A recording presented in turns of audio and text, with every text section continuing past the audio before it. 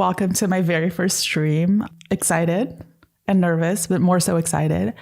Today, we're going to talk about how shame, and especially the unhealthy shame, which is called often toxic shame, internalized shame, how that can leave you feeling like an NPC, which, because you are not, can be very painful. Like you can feel trapped and empty. And to do so, we're going to use a scene. I hope you can see my screen. We're going to use a scene from the show called Pose. So what I did here, as you can see, I did a whole last night slideshow so that we could look at the scene together, because this is on Disney Plus, and you can be sure that if someone's going to give you a copyright strike claim and ask you to take your shit down, even for a 1-minute scene, it is Disney. They are not who they are today after all these years by playing nice, okay? Yeah, it's cute, it's Disney, but it's not. Like they don't fuck around. They run a strict program. So we're gonna see, I created the subtitles and everything.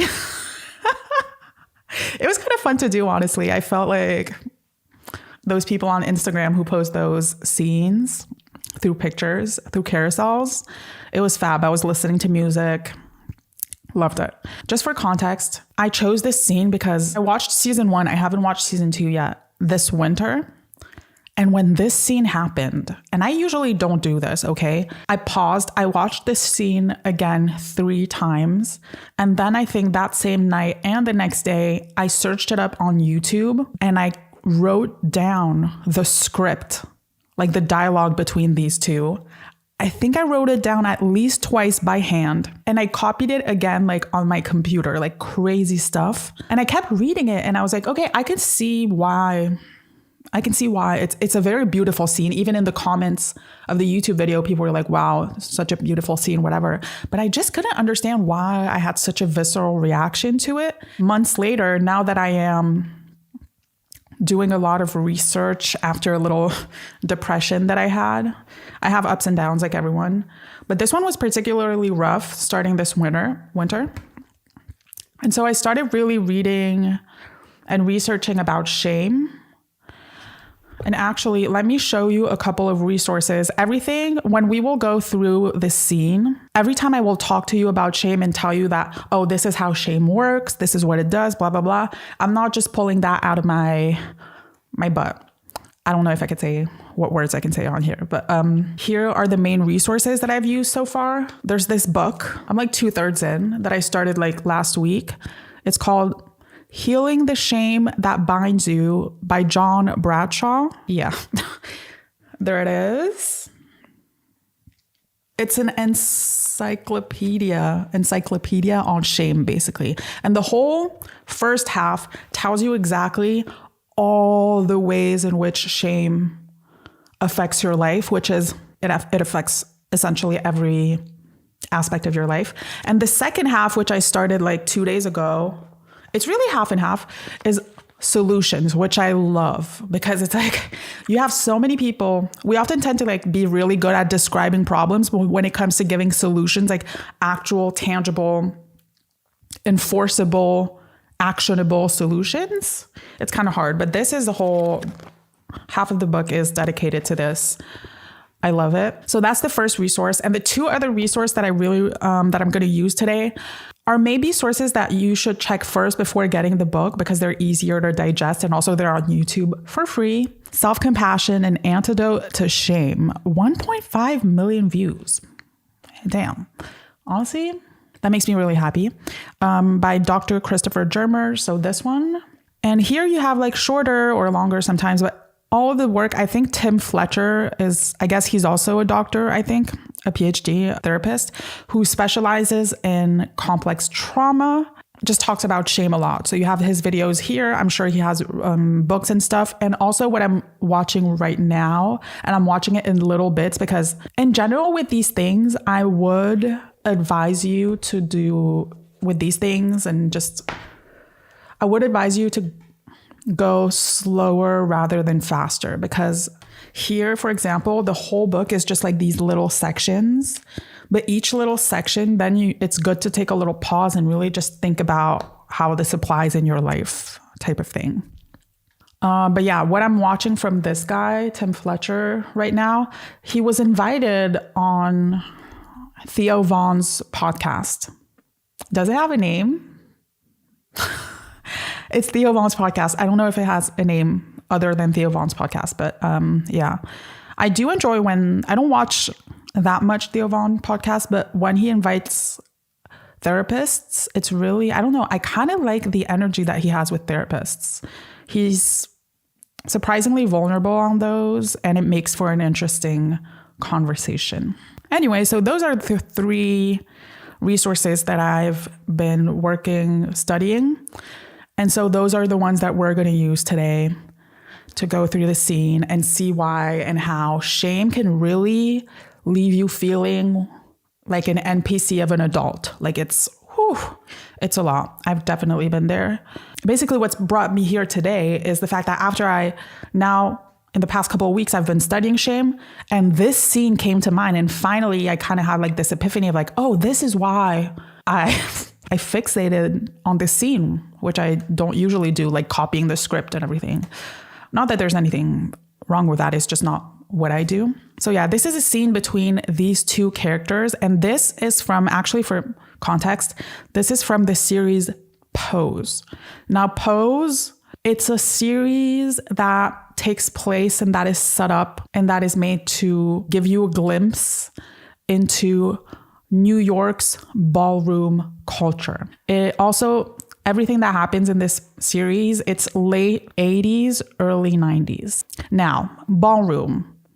I thought this was ballroom. This is ballroom, but this is not the ballroom of this series. There are several ballrooms, which is kind of confusing because both of them have to do with performance arts. But this is like the classic, I would say non-underground, most widely known ballroom.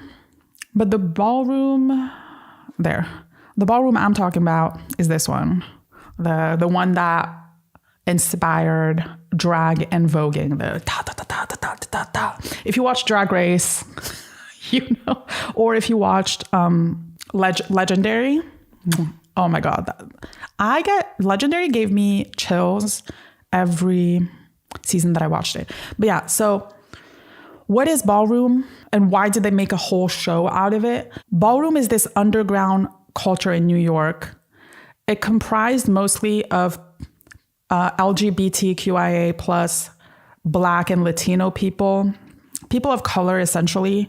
And why is it so important? Because yes, when you just, on the face of it, it's just, oh, okay, so it's this community, this performance community that gathers and that has these, ballrooms, these shows. So every week they have these competitions and it's these houses, which are teams that compete against each other in different categories. It could be fashion, it could be dance, there's so many categories and it shows it really well in the show. That's what it is on the face of it, but this is why it's one of the many representations and manifestations of why art is so important, because these houses are competing against each other. But what are these houses? The houses are essentially these teams, but they're more than teams. They're not just teams who gather up and do their performance and go home. In the late 80s, early 90s, like if you were a Black person, a Latino person, and you were LGBTQIA+, you were rejected by everyone. You were a minority in terms of your race, so you were rejected by society for that. But then you were rejected often by your own race, and that's what you see. I think it starts with that, actually, the Pose.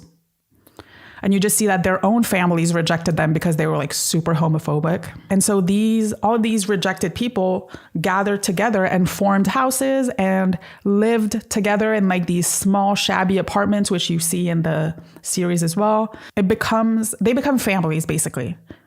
They become families, and the ballroom community has been a literal lifeline for all these people. Now, who are these two people? Last thing on this. So this girl on the right is called Angel. She's trans. Let me show you. These two girls, wait, why doesn't the Why doesn't what is it called? The mouse appear on screen? Okay, these two girls. So I'm going to do it by auditory description. Basically, all the girls on the right, except for the white redheaded girl, they're all trans women. And I didn't know that until I spoke with a friend about it and did research on the series, because like in real life, they're trans women. I thought those were just cis women that just played trans women in the show because they're so believable. Like their voices, their looks, like what? Anyway, gorgeous. So yeah, in the show, she's on the right. This is Angel, and she's part of a house. Shit. I have really bad memory for that. I can't remember the name of their house, but it's something like Balenciaga, something like that. And the thing is, like, these girls, like, they're rejected by everyone. It's really hard for them to find a job. Like everybody, late 80s, early 90s. Did you see the hate that trans women get today in the big 2026? You think they could find normal jobs back then? No. So they were all really poor. And what she would do on the side, other than those ballroom shows, competitions, she's doing sex work because she has no other choice. A lot of them did. So his name is Stan. You're going to understand why I call him this. Like, this is not to be mean against him. In the scene, he's going to talk about it himself. He's this regular schmegular, like the most regular schmegular on the face of it is what you think when you start seeing this series. You see him and you're like, okay, this regular guy, he gets employed and he gets like he's in a suit and tie. He goes in this big tower in New York. I can't remember if it's at the Trump Tower or if that's just me tripping, but he gets a job. His boss, RIP, is James, is it Vanderbeek? Again, not good with names, but that's his boss. I really like that actor. Anyway, that's his boss. He gets this big job, like the job that every middle class white guy would love to have at that time. He has a wife, he has kids, they live in the suburbs. You can imagine what the wife and kids look like, yada, yada, yada. On the face of it, he's just like the perfect stereotype. Turns out, she always goes to the same area to do her sex work, like she's just like with other girls, like roaming around a certain area. And there's just clients, guys who come by with their cars to pick these girls up for the sex work. This guy, apparently you understand that he's been coming around a lot, but would just come and leave, come, hesitate, leave. And in the scene where you first see them together, like he comes again, she sees him, she walks to his car and she's like, listen, like I've been seeing you running around these streets, like looking at us. Do you want to mingle or not? He's so terrified. But he says yes. They go to a hotel. I can't remember if they get fully intimate that time, but anyway, a situationship starts and they start seeing each other regularly. Okay. To the point where he catches feelings to the point where he doesn't want her to do sex work anymore. And because he's doing so well at his job, in part thanks to her company, because like her being in her company, and you're going to see that in the scene, he's going to say it as well, just lights his soul so much that he ends up doing well at his job. He gets a promotion, yada yada, and he ends up getting a second apartment.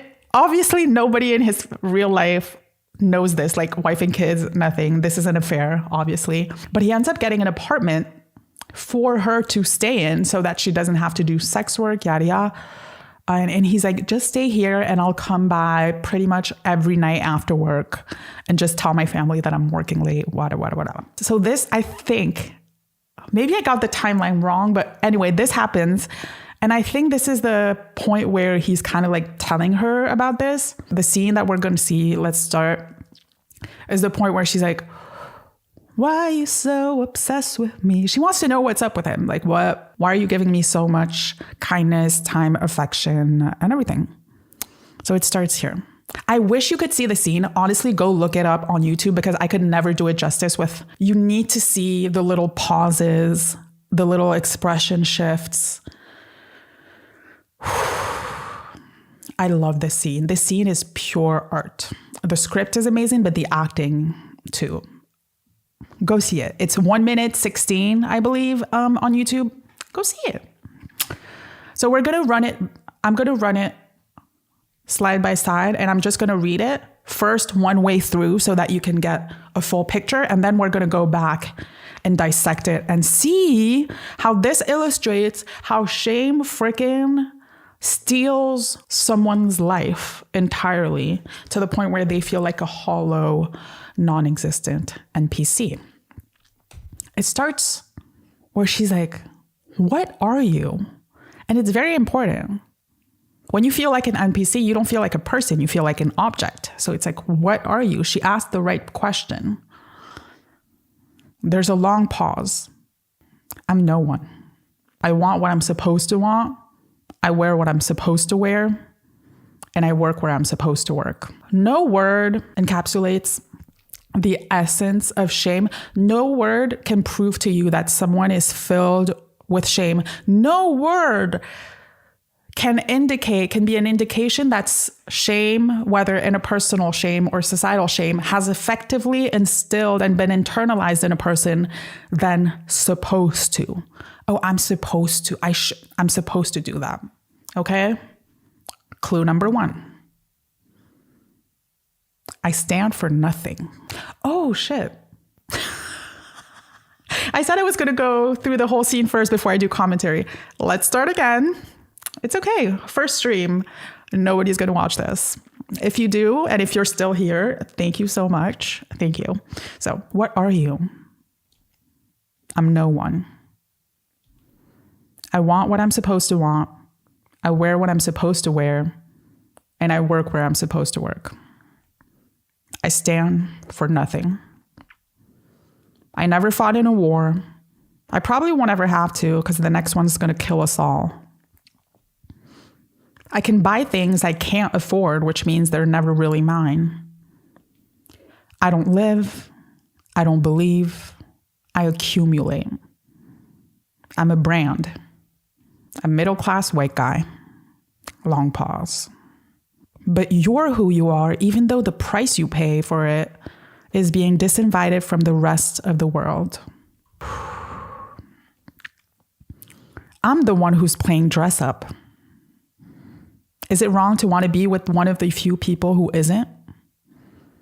To have one person in my life who I know is real? Crazy long pause here, by the way. You think of me as a real woman? Another long pause. You'd be crazy to choose this life if you didn't have to. And scene. I'm reliving it. I love it. I love it. I love it. Anyway, let's go scene by scene now. Slide by slide. There you go. So as we said, what are you, not who are you? I'm no one. Everything he does is because he's supposed to do it. There's no agency. There's no free will. Nothing. I stand for nothing. And this is something that I had a lot of shame growing up, and working on shame, by the way, is the single biggest thing that has truly transformed my entire life. Because in the various resources, also like the first video that I showed you, Self-Compassion, the Antidote to Shame, they explain that it is the basis for every mental pain that you'll have and every mental disorder and condition, whether it's like depression, anxiety, the personality disorders, any addiction, eating disorders, all of that is based in shame. So if you work on shame, you will change your life and you will go from an NPC to a person. So this man is saying he stands for nothing, and I'm saying that because I couldn't stand for anything with a passion. Like I would see people be so passionate about the environment, about any type of human right, et cetera, et cetera. And in my heart, I knew that I agreed, but I just didn't have this huge passion for it. And the reason is, and we're going to see, is because when you have so much shame, you're just in survival mode and you're just trying to be on everyone's good side all the time, which by definition goes against you being able to express and have strong ethics and morals. So yeah, I stand for nothing. This guy feels like a complete NPC. I never fought in a war, and I probably won't ever have to because the next one's going to kill us all. Now, this one, not really related to shame in a big way. I think it's still important because this is late 80s, early 90s, but we see it reflected a lot. I've had thoughts like this. Like here you could see how detached, because he's saying something crazy right now. He's saying, probably won't have to because the next one's going to kill us all. Like he's saying that with so much nonchalance. But the thing is, a lot of my friends and a lot of the younger people that I see online and think like this and talk like this, and they even made jokes out of it. So you could see the person who is also becoming an NPC here. They're so detached, cynical. It's really sad. It's really sad. Like he's talking about essentially the end of humanity with not an ounce of affect in sight. Okay. Complete disillusionment, basically. I can buy things I can't afford, which means they're never really mine. If he thought that was the case in the late 80s, he would not like to live today where everything's a subscription. Do you realize that if we stop paying our subscriptions, you're at home and you have like no music, no movies, nothing, no books. So yeah, again, here, the dehumanization of it all. Like you're not really a person who, you don't have ethics, but you also don't even have possessions. Like you don't possess anything. Things are just being extracted from you. I don't live. That's crazy. I don't believe. This goes with, I stand for nothing. I accumulate. I'm a brand, a middle-class white guy. This makes me so sad. Like, because it's so true of us all. Whatever he's saying, it's times 1,000 today with social media and everything. It's like, you are worked to your core. Like you're made to work 40 plus hours a week so that then those same and paid like nothing and 99% of it goes to the people at the top. And those people then sell you stuff so that the money can just go back to them. Now, the pause here is very long.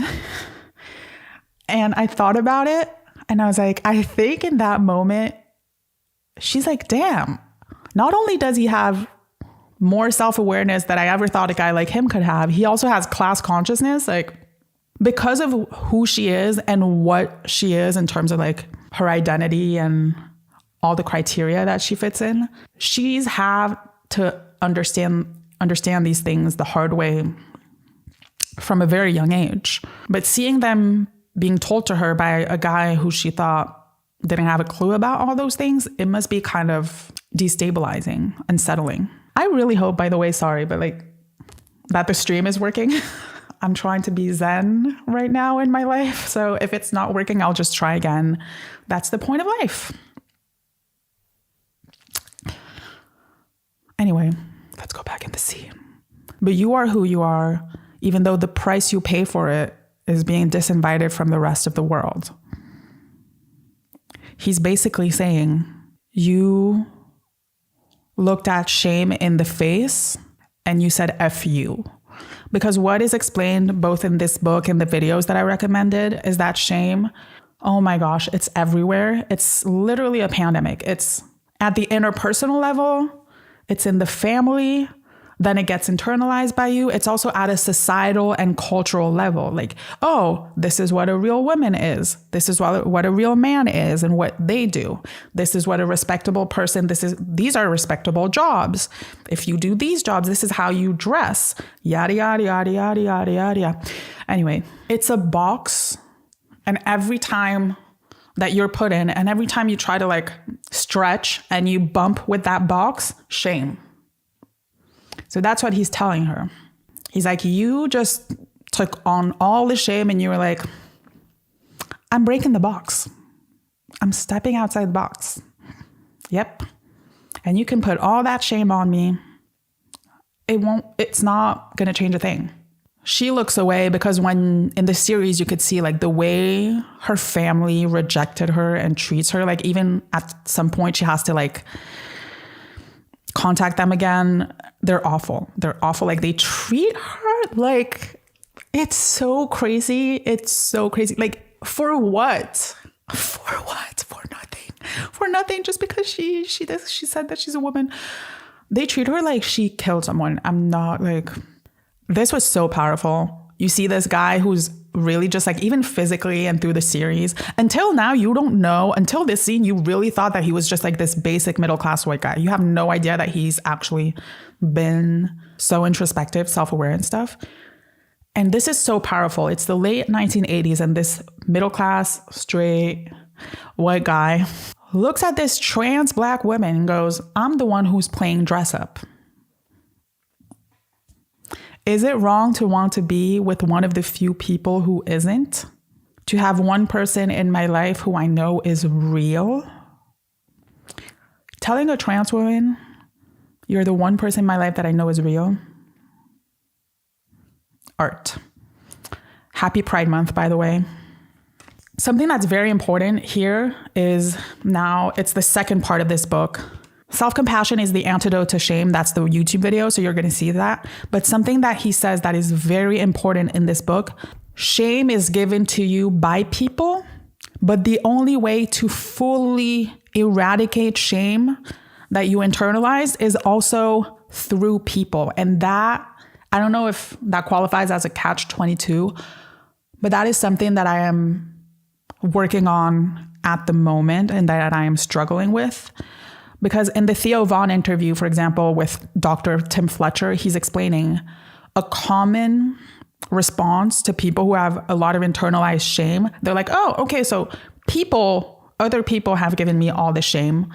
Society, my family members, certain family members, yada, yada, yada, yada, people at school, whatever. So people are the problem.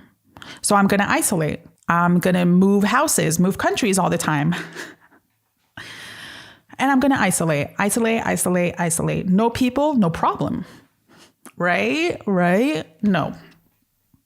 The last depression that I went through, which was this winter, it was me waking up. But I think it is a necessary step. When you isolate, you're at a point, I had done 2 years of therapy, like you're at the point where like, oh, okay, you understand that you have been shamed by other people. So it is a necessary step, I think, for many of us, where at least you're kind of separating yourself from the shame. And it's not just like, oh, I'm just a bad person and everybody else is right all the time. But now I have finally isolated, like since COVID, I've been very much in I'm so much better alone mentality. And yes, it feels safe, but also now it's been years. And as this book explains, I think I'm doing well, but then I'm like, oh, there are certain behaviors that show that I'm not a full person. Like I get these little bouts of depression where I feel very empty. And emptiness, what do you do when you see something empty? You want to fill it up. So what was I filling it up with? Food, like really bad, like food. My obsession with food had nothing to do with the food. I could really feel when I clocked it and I tried to be mindful of it when I was overeating at every meal. I was like, oh, I'm clearly trying to fill something up. Fulfill. The book said that, not me.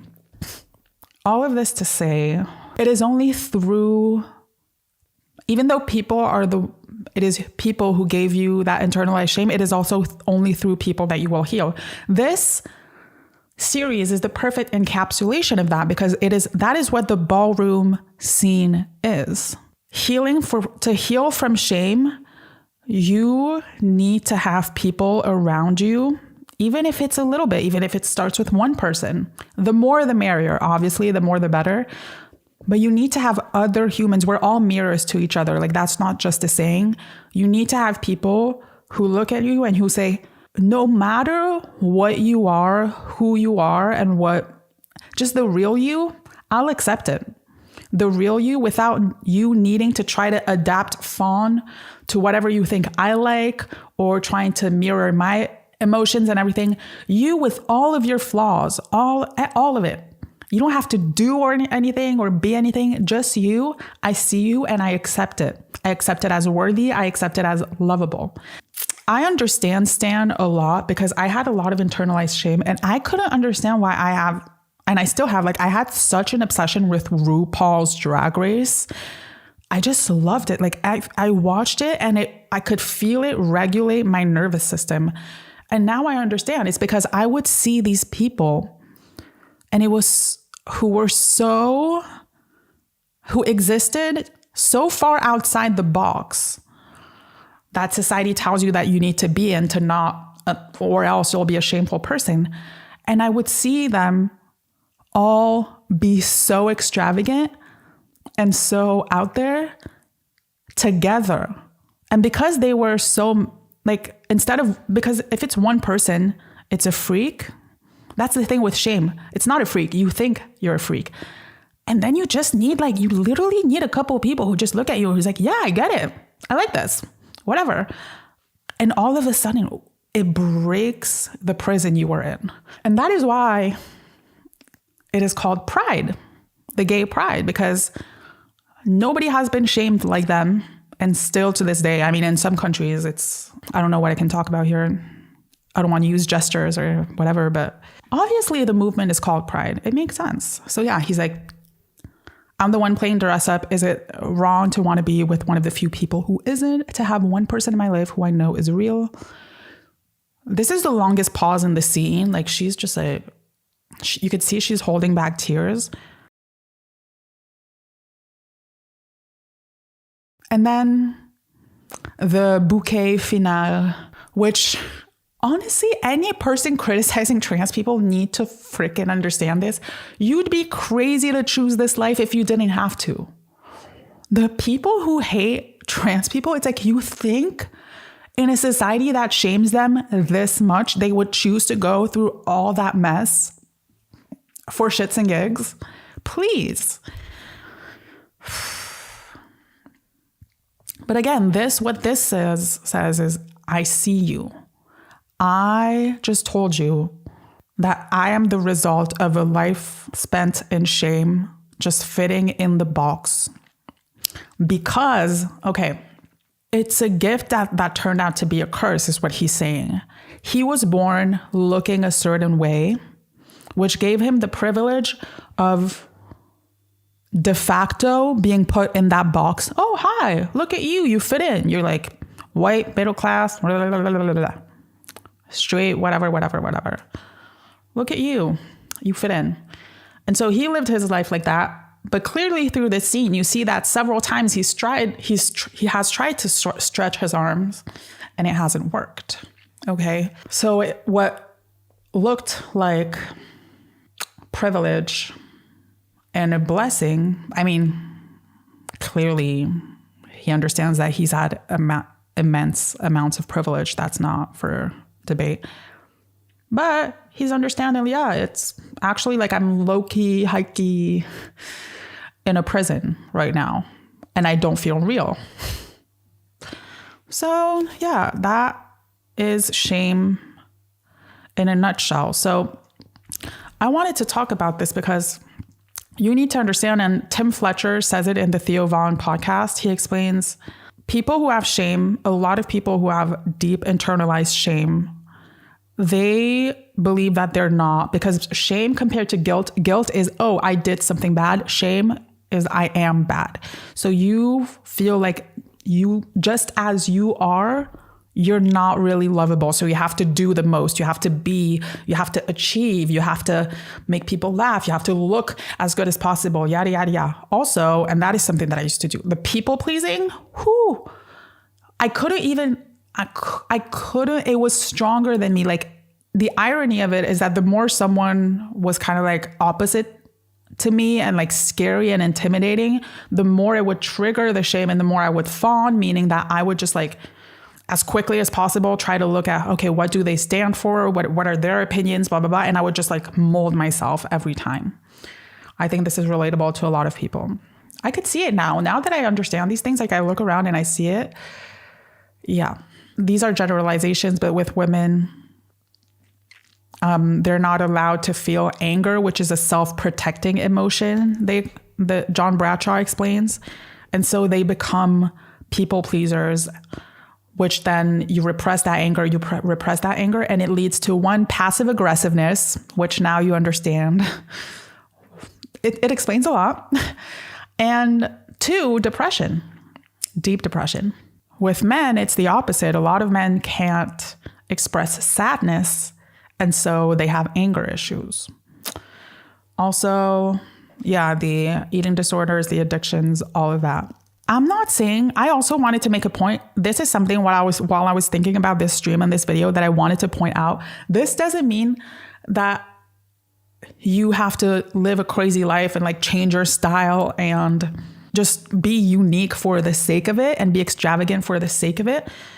You could very well heal your shame and end up looking just like dressing t-shirt and jeans and enjoying a life where you're like married, have kids, white picket fence, normal, whatever, just like working a corporate job, yada, yada, and be completely authentic. Those are just things that are more, I would say, visual and that are striking, obviously, but the truth is internal. As long as you're doing what you're doing because you want to, because that's you. Now, for a lot of people who have shame, who grew up with shame, and this was like a huge existential crisis for me. I'm only on the beginning of that journey, but once you realize all that, it's like, okay, well, I spent my whole life molding myself like in survival mode, and now I'm this adult and I don't know who I am.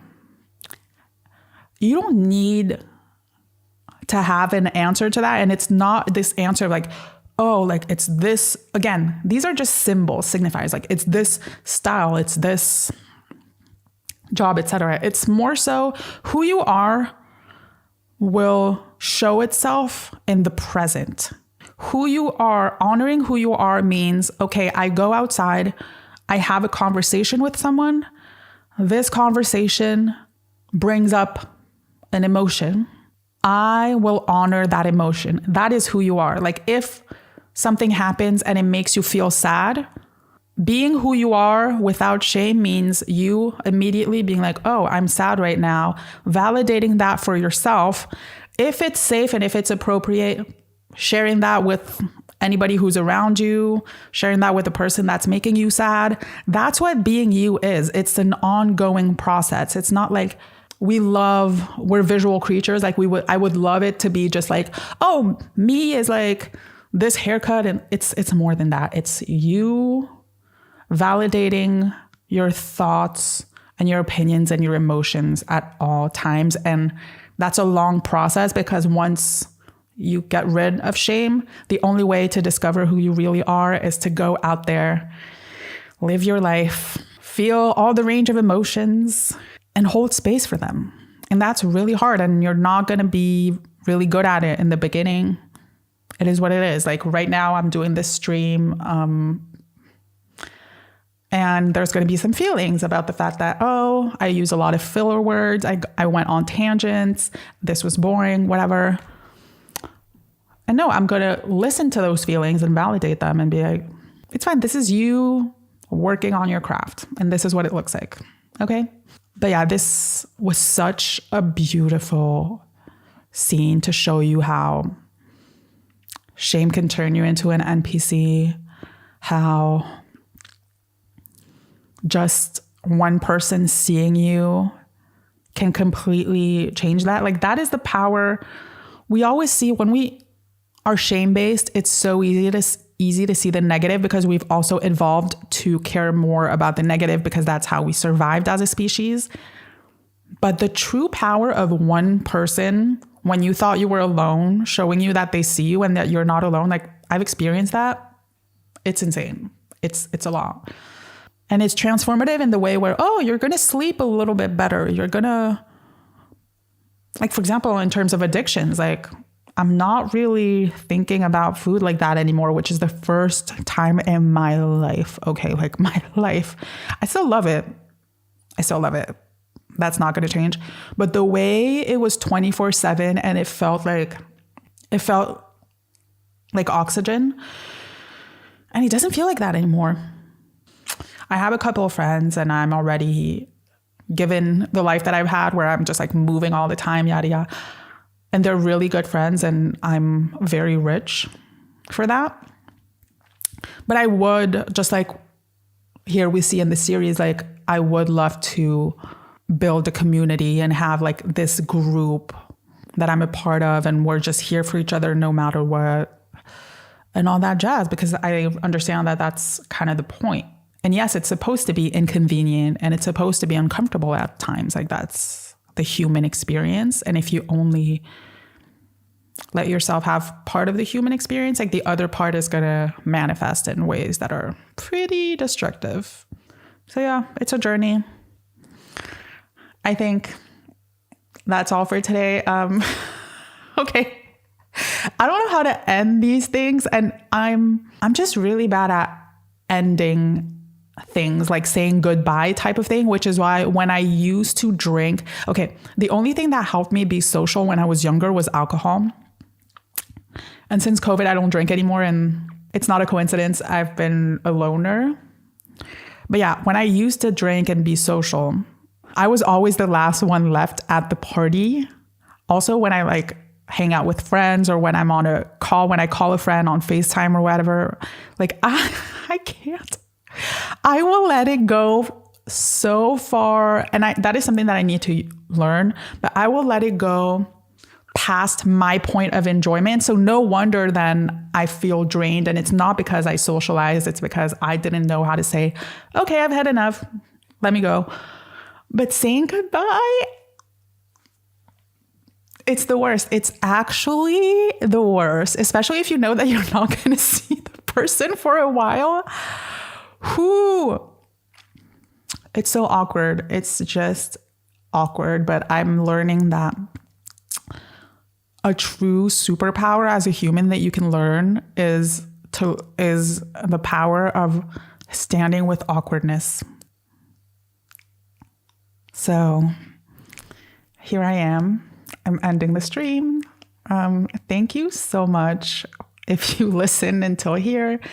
And I hope to do these every week. I love you, and I'll see you very soon.